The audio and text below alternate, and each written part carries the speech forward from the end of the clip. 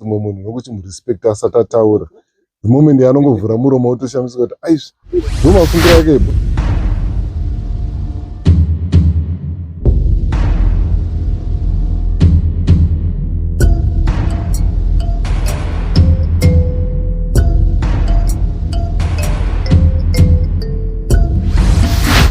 Ukatasa pane two words, pana copy better right. It's the right of the artist to allow or to forbid to copy his music. Generally, that's the basic meaning of the word copyright.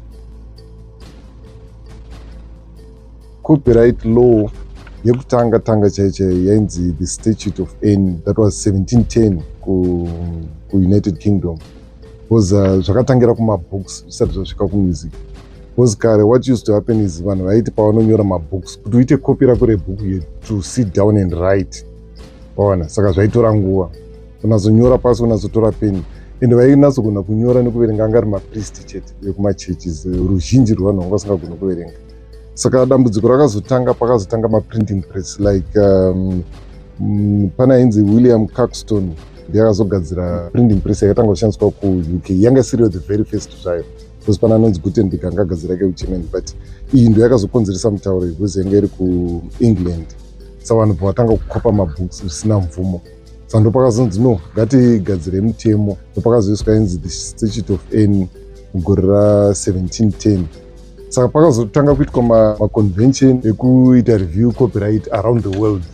Saka mukufamba kwenguva pakazoitawo imwewo ningiri convention yakazoitwa manje. Ndo yakazotanga kuinclude music.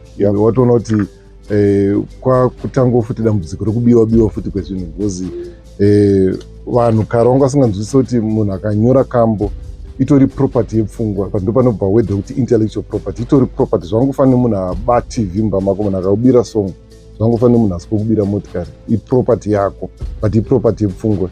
Saka ndo kusaziva pakabuda nyaya yababa charamba paipai takatonyara because mumwe munhu nokuti murespect asati ataura. The moment yaanongovhura muromo wotoshamisika kuti aizvi. Well, it's monosophical.